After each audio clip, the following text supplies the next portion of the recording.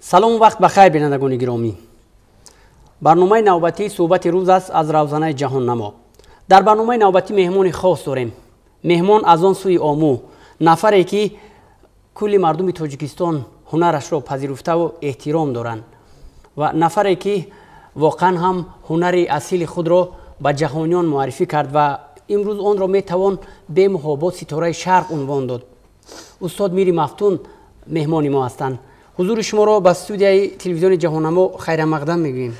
تشکر، سلامت باشید. سلام خدمت شما و سلام خدمت بینندای محترمی که همین اکنون از تلویزیون محترم جهان نما مرا تماشا دارند. در این حال هوای گرم استاد شما را باد آورد، شمال آورد یا به قول خودتان که از آسمان غلطیدین؟ چی طور شما بر اینجا راه یافتین؟ شما سلامت باشید، زنده باشید. خوب هم اگون معلوم است که ما تقریبا 17-18 سال تخمینا شد، 17 و 18 سال بشد که ما در کشور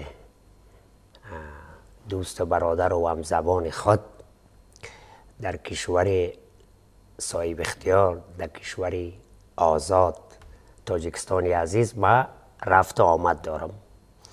گاه گاهی در وطن می باشم و گاه گاهی هم باز تاجیکستان میم. طور اطلاع داریم شما در برابر آوازخوانی خوب بودنتان باز یک کشاورز، یک برزگر خوب هم هستین. این شب روزها زمین های شما، اون کشاورزی ها که شما در اشکاشیم بزرگ، در اشکاشیم بدخشان است، چگونه است؟ شما ولو در پی هنر هستید، میخواستم درباره برزگری خودتون کمی معلومات میدادین. بله، سلامت باشی.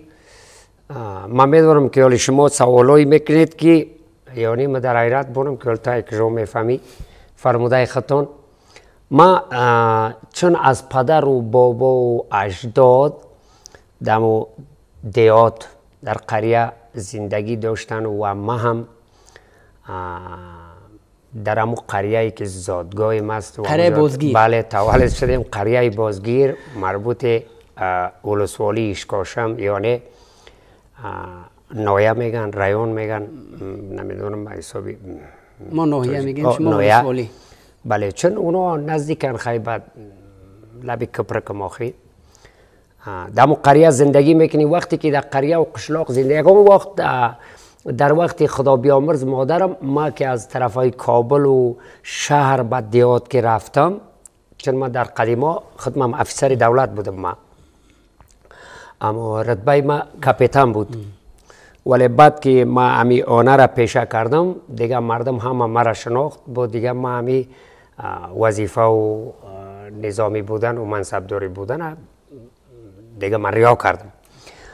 در قریه یکم وقتی که رفتم در قریه، بعد یکم بار مرا مثلا گوداری و مالداری و ایگپا تنگی میکرد. بعد خدا بیامرز مادرم میگفت که وقتی که در قریه زندگی میکنی، در قشلاق زندگی میکنی، قشلاق همی کار داره. در قشلاق گاو در کار است، در قشلاق مال در کار است، در قشلاق زمین در کار است. این چیزها ضرورت. چون زندگی ما در قریه است، خوب به یه اندازی تای زمینداری نیستم که بسیار خان زمیندار باشم. خب مقصد به انداز خودمون زمینداری در موجود داریم. بعد ما کارگر هستم. ما همی و خوش دارم هم که سر زمین ها باشم و کار کنم و اوجالی در این وقتی که جا گرم است، اوجا بسیار سلقین و شمال های بسیار خوب و آبای یخ داره و آبای فریمان داره و بعد خود من خوشم میاد که باشم ابوجا. یگانه پسر شما محمد رضا جان زمین جاده پدر انتخاب کردن. کجا هستن؟ با چی هنر مشغول هستن؟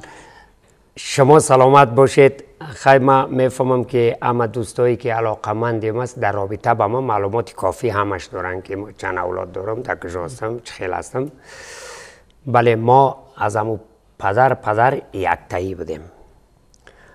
بابای من، پدرم محمد رضا نام داشت. با خودم هم یک بچه هستم. باز من نام پدرم که یک پسر دارم، بالای از او محمد رضا ماندم. فعلا هم از او یک پسر است. خدا جان به او زیادتر بده، 3-4 تا بده برشان. اونا در کابل دانشگاه میخونن. دانشگاه میخونن، خوب است شکر. چون یک همی دموره را گفتم امیرم کوشش که یاد بگیری خب کم پشتی کار گشت دیگه اسبابای موسیقی را می نوازه و او هم می خواند علاقمندی دارد. بله در کابل هستند. تشکر زیاد. استاد چی شما رو بیشتر شیفته ساخته است و چی چیز باعث است که بیشتر شما میبینیم زود به تاجیکستان میآیید؟ ما اگرچه مرا از کشورهای بیرونم چندین کشور دعوت کردن، وطندارای افغانی ما که در اونجا هستند درخواست کردن یک ذره اونجا دورتر است و دیگه به ما حوصله مندی پیش کم شده میره، قدر حوصله شاید برای ما نمانده باشد، نرفتیم. بعد اینجا این کشور تاجیکستان هم زبانای ما هستن، هم فرهنگ ما هستن، قوم ما هستن. مرا بسیار زیاد شخصیت های بزرگ اینجا حرمت میکنن، ملت تاجیک مرا اینجا حرمت میکند، قدر عزت ما است، هنر ما حرمت میکنن. دیگه نزدیک است و همسایه نزدیک ما است، دیگه میایم میرم. خوش آمدین. استاد از هنرمندان ما، از آوازخوانان ما و از نویسندگان و شاعران ما با کیها همکاری دارید؟ اگرچه شاعرای بسیار بزرگ و با فهمی کشور تاجیکستان دارد، یک کشوری فرهنگی و فرهنگ دوست است، فرهنگ دوست می دارند و شاعرای زیادی دارد. خیلی که بعضیاش خدا ببخشدشان زنده نیستن. فعلا که هست یگان باری که من میایم میرم پیش حکم محمد غایب میرم. امروی همونا گاهی ششت برخواست دارم، بعد صحبت میکنیم، بعد کتاب های شعرم میبینیم، بعد برش فلکام میخونم. خودش هم یکی از مخلص ها و علاقمندایم است.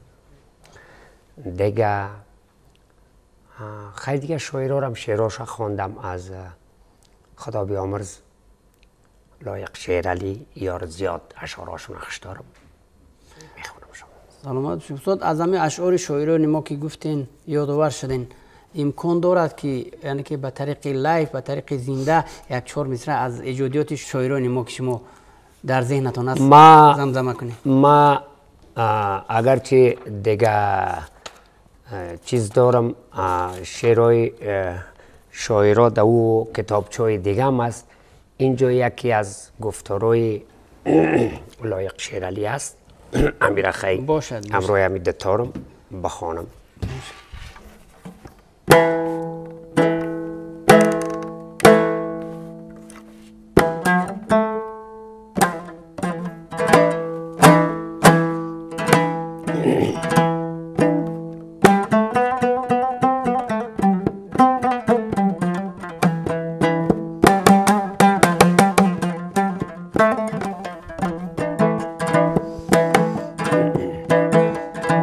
اگر آن تر کش رازی به دست آرد دلی ما را،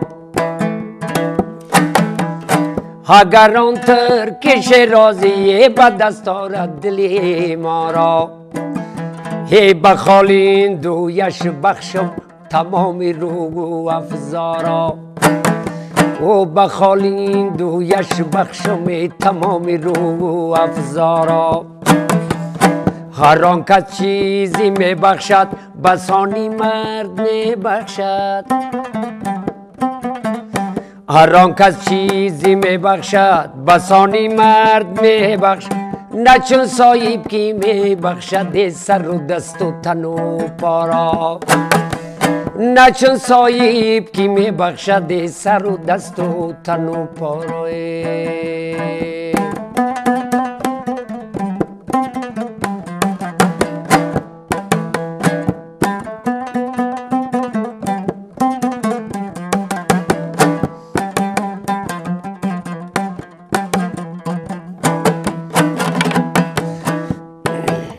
سر و دست و تن و پارای به خاکی گور می بخشن، سر و دست و تن و پا را به خاک گور می بخشن، نبران ترک شیرازی که برده جمله دلها را. نبران ترک شیرازی که برده جمله دلها را. ای اگر حافظ تو می دیدی جمال دختری تاجیک، ای اگر حافظ تو می دیدی و جمال دختری تاجیک، برای شادی می کردی تمام روی دنیا را.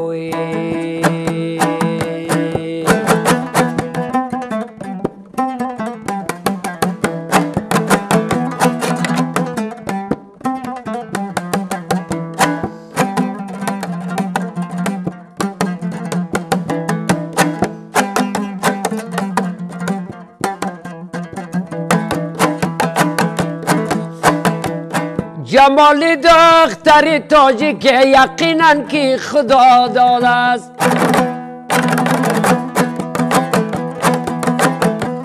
جمال دختر تاجیک یقینا که خدا داده است و من برش ببخشایم تمام روی دنیا را. و من برش ببخشایم تمام روی دنیا را. ای الله خواجه یافز گمانم که پشیمانی، الله خواجه یافز گمانم که پشیمانی، از او کاری که بخشیدی سمرقند و بخارا را. ای از او کاری که بخشیدی سمرقند و بخارا را.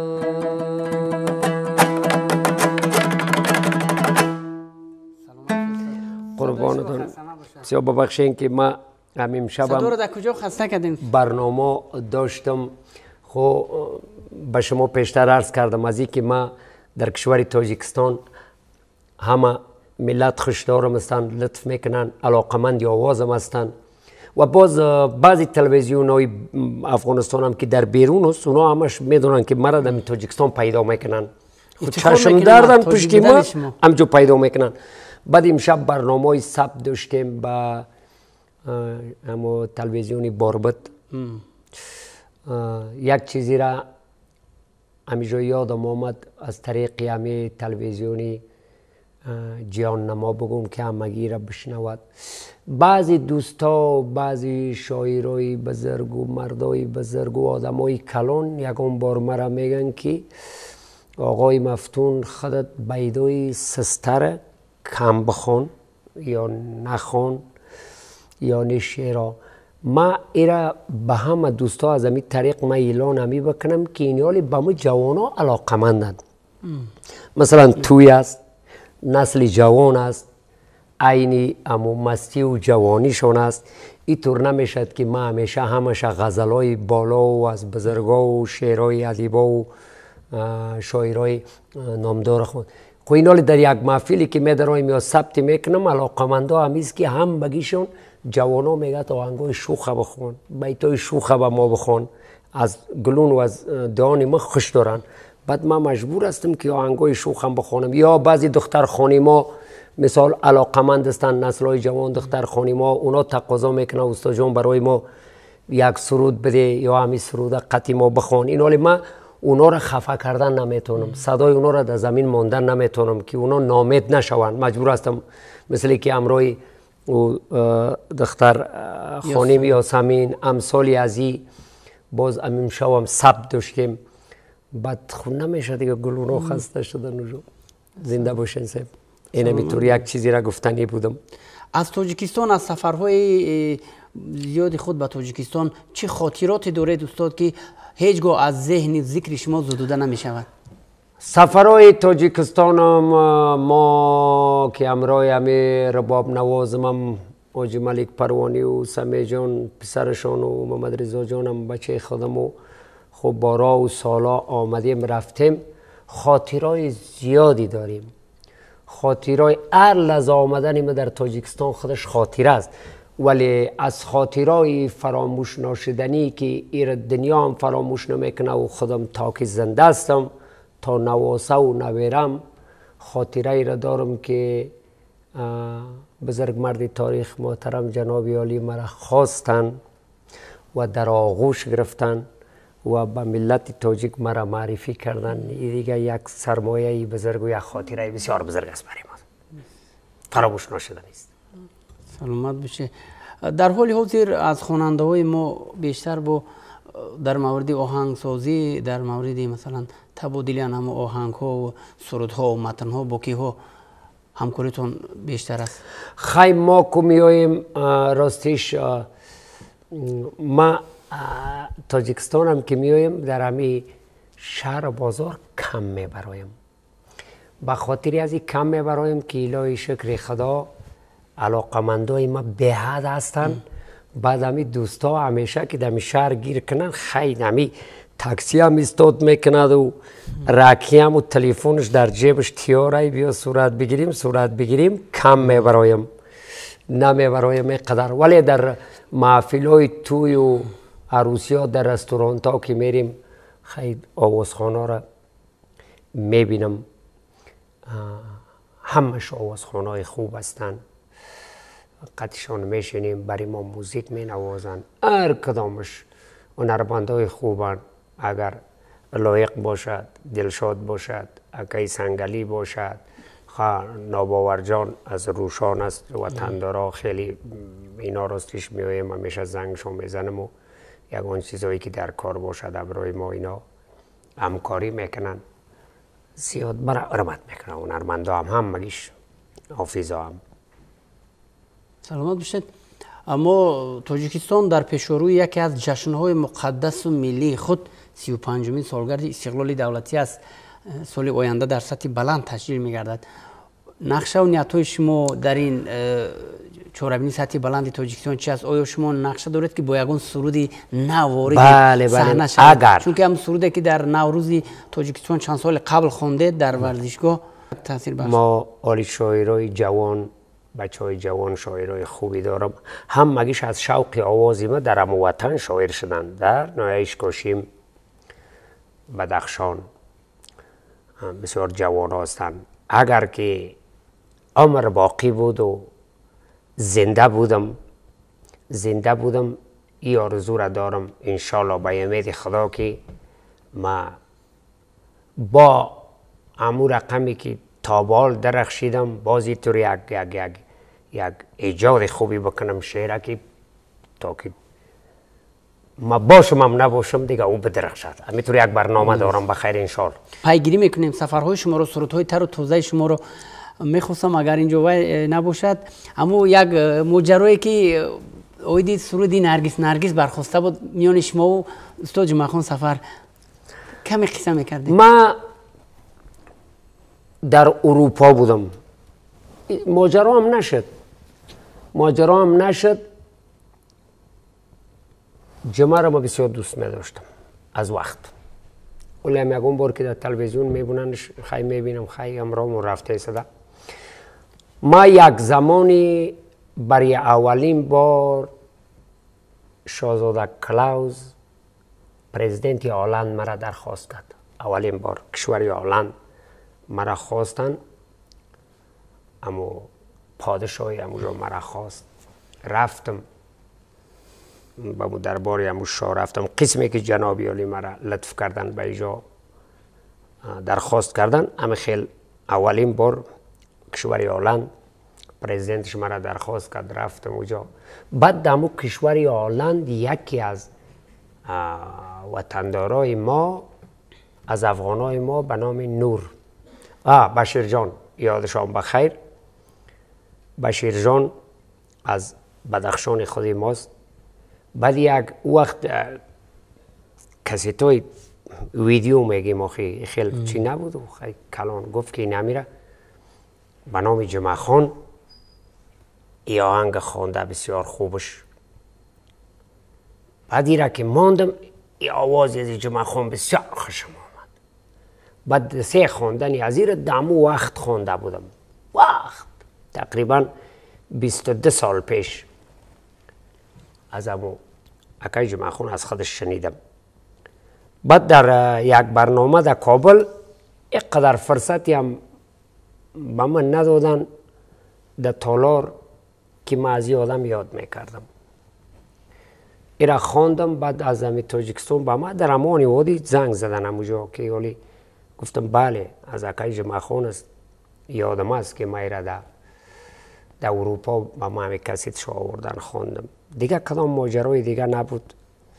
خواندنش هم کم یادم اومد، آوازش خوشم می آمد. نرگس نرگس نرگس نرگس، بسیار یک آهنگ خوبش بود.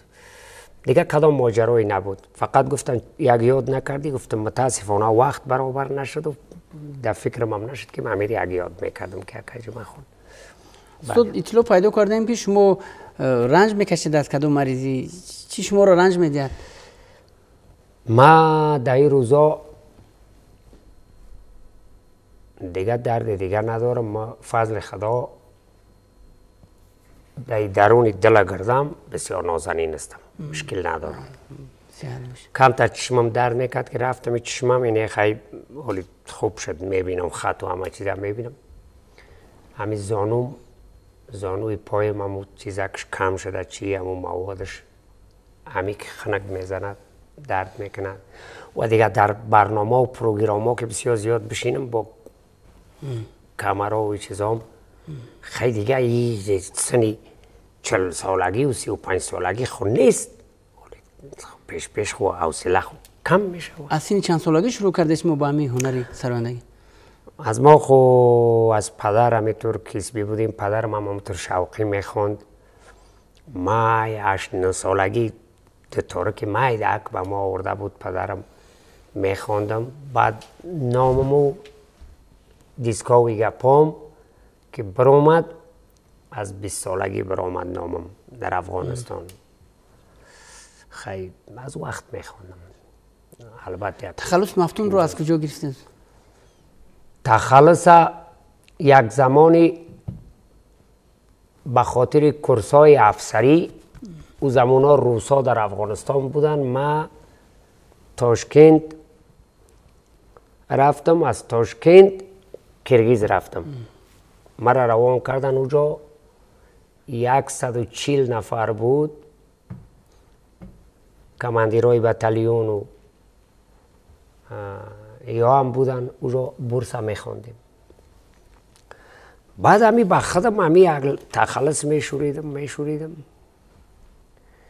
خیلی وقتای بچگی و مستی و گرفتاری و عشق و تا و گپا خود در جوانی چاب خالی از سیلاب نیست. در بهاران چاب خالی از سیلاب نیست. مصر اولش یادم رفته. بعد یک دوستی ما همونجا کبیر نام داشت و هم از افسرهای همون دوران خودی ما بود. گوهم یه روز چکار میکنی تو؟ همیجا میبینم. گفتم ما یک تخلص میشورم بخدم. گو بخیر گیراویده و گرفتار و عاشق واری معلوم میشی. من گفتم خیلی بچگیست میشود. گفت که مفتون.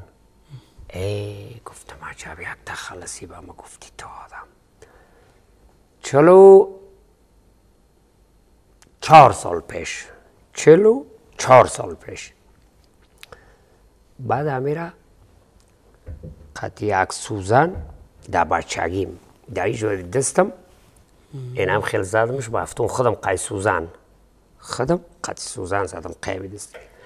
این همی کسی که برآمده مفتون من دیگه همون تو. استاد چند سالی است که شما رو میبینیم و میشناسیم. همین اسباب موسیقی که در دست ما هست جهان رو سیر کرد همراه شما. این درباره همین اسباب کمی معلومات دادی؟ اسباب از کی است؟ از چوبی چی است؟ کی این را برای شما داده که شما رو بیشتر به همین دنبرا میشناسن؟ ما از خوردی پدرم همین دنبرا می نواخت. اما در محیط منطقه ما در نوع کاشمی بدخشان در طرف های پامیر زمین انای دنبروی که خرد میدهک است از کلاب و ایجا ساز میکنن استادا انای خیل بود. از همون خردی می نواختم. پسانا که به شهر بازار رفتم و نام ما برآمد، باز این اسبابا را برادرای ازبک ما در ولایت سمنگان، مرکزش ایبک نام دارد. ایبک. اما ما چه 3-4 برادری که از کجای دبو سمنگان آمده، قومای ازبکستان، بازی خیلی دمرای کلان اینا ساختن. این ساختی قومای ازبک است در ایبک سمنگان. باز در توی و محفلی گپا که میریم او دمرای مایده با ما کار نمیدید. خونمی بچه هستن چند زنده میخونیم، در توی محافلا مثلا جوانا رقص میکنند و شادی میکنند، او چیزای خورد نمیشه. اونا در صورتی میشه که او را ثبت کنیم، زنده نمیشد. باز از ما این نیز دیگه، ای چندین دنبوره ایجا از یک وطنداری ماست، همیجا در همه تاجیکستان اینا میشینن، سورابجان ارمونی هم دارن. ما که دیگه آوردن بردن که نمیتونیم. بعدی دنبوره همیجاست، همیره میویم میگیریم. خوبش نیست ای چیزی را که با ما معقول باشه، این معقول نیست. انا پلان دارم که همیجا برم پیش استادای دنبره ساز، ایران نشانشان بتیم. اولی یک برادری ما یک استاد گفت که بته تیار کردم. ما گفتم این همی خیلی با من تیار که در تاجیکستان که یک قدر بدلم کار نمیکنه، خوب نیست. این از همی قدیم دیگه یکون 40 ساله که امروی همی دنبره کار میکنم. چنین موسیقی اصیل قدیمی است، خلقی است. اگر نه ما چی میگن، همی کاسیو میگیم، چی میگه، یمخ میگن. ایرم می نوازم، هارمونیا هم می نوازم، غیچک هم می نوازم، خیلی نیای پامیری یارم می نوازم. ولی اما مردم مرا با همی میشناسن. و این یک چیزی است که ایره درم سری دستایی میگیری میخونی. درست. شما را بیشتر با این بوانمو کلاهی که دارین تاقیه که در کجای هست با شما هسته؟ این کلاه را یکم وقت یاد ندارم که شما بدونی. این تاقینم با مردم و بینندهای محترم در برای تاقیم معلومات بتم. در زمانی که همو شای آلند که مرا به کشوری آلند خواست، اوجا که رفتم یک خانیم سودا و خانیم ایرانی بود اصلا، اما بسیار تلاش کرد که مرا به اوجا رساند. گفته بود مفتونم ما پیدا میکنم، بسیار زحمت کشید در افغانستان آمد تا مرا پیدا کرد و گرفت. بعد اوجا که رفتیم گفت وقتی که تو در پیش شاه میرای، پیش هم پرزیدنت میرای، در اون محفل کلان، در اون مجلس، تو باید همین فرمای همین محلی و وطنی داشته باشی. باز یک چکمن سفید به ما داد و همین تاقی را به ما داد. گفت که این تاقی را ما از مرکز بدخشان تاجیکستان، گفتی را یک مرد دختگی است. اینه و خو مقصد امثالی همی. با این را همو وقت در سرم موند، من موی بسیار زیاد داشتم. این تاقی را که میموندم، یه مویم خطا میخورد کج میشد، راستش میموندم کج میشد، راستش میموندم کج میشد، هم خیلی کج موند. بعد این ایامی دیگه استفاده کرده رفتیم تا که موی من خلاص شد. این هم اسقطیم. تشکر استاد که در لحظه های آخری برنامه قرار داریم. تمنیات اینه که شما رو به مردم تاجیکستان، به بیننده تلویزیون جهان ما داشته باشیم. البته که با یک سرودی به قول خود شما که هم خیلی شاد و شادمانک. ما این خیلی هم تریست.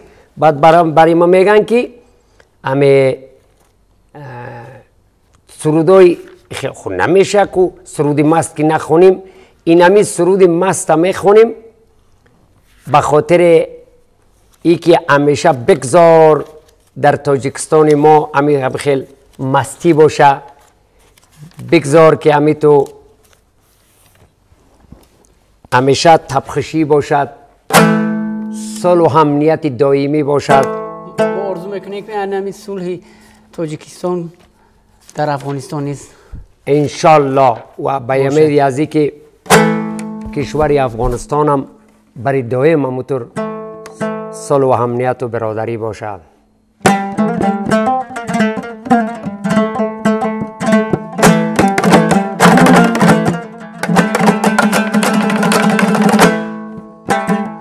ای مرغولم و جنجیده چین چین بروی شانه سبزی نجام برایت پینان به باغ خانه مرغولم و جنجیده چین چین بروی شانه سبزی نجام برایت پینان به باغ خانه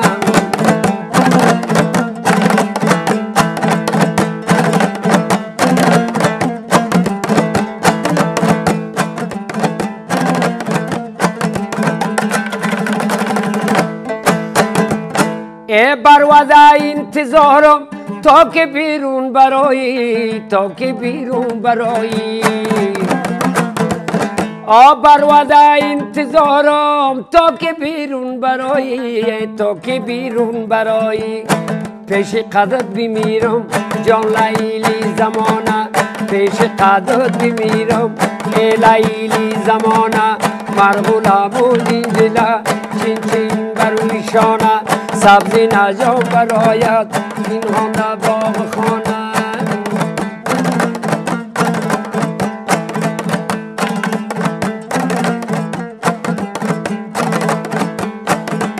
ای چشمی سیاه زاغت تا خیر نموده داغم ای آخر نموده داغم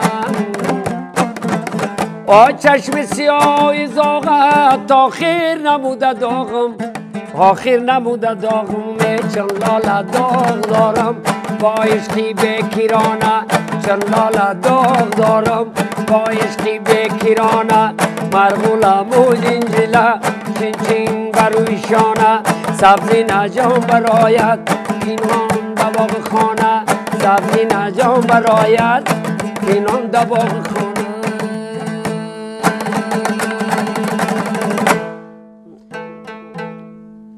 اینه شانه پرونک ختم میگی که شانه پرونک اینمی همسال خودت جوانم اینمی شور بخری میگه شانه پرونکش بگی شانه پرونکش بگی ما افتخار از اون میکنیم که شما تاجیک هستین کلی تاجیکستان از شما افتخار میکنن هنری بالای شما را قدر میکنن بار دیگر حضور شما را با استودیو تلویزیون جهان نما با سرزمینی بهشت‌آسا و مهمون نواز تاجیکستان خیر مقدم میگیم استاد سلامت باشید به امیدی از اینکه ما آرزو داریم از خداوند کریم رحیم که تاجیکستانی بهشت‌آسا بگذار که همیشه همیت سرسبز و خرم باشد و کشور افغانستان هم از خداوند همیت صلح و امنیت دائمی و برقراری را از خدا میخواهیم. سلامت باشید. سلامت باشید. حتما که شما دیده اید از منبرهای بلند سازمان‌های با نفوذ پیشوای معظم ملت تاجیکان محترم امام علی رحمان برای صلح افغانستان بارها اصرار می‌ورزند بارها سخن می‌رانند بسیار تلاش می‌کنند تلاش کرده روی زحمت می‌کشند تلاش حتما که روز نتیجه میدین و کشور همسایه ما افغانستان نیز به یکی از کشورهای پیشرفته جهان مبادل می‌گردد و همراه و هم قدم کاروان جهانی سازی می‌شود ان شاء الله. سلامت باشید. خوش آمدید. تشکر زیاد. بینندگان گرامی یادرس میشه که مهمان خاصی ما بودند استاد میری مفتون هنرمندی والا سلیقه از کشور افغانستان. برنامه‌های دیگر جهان نما ادامه دارند. پیگیری برنامه‌های ما باشین. شب و روزتان خوش.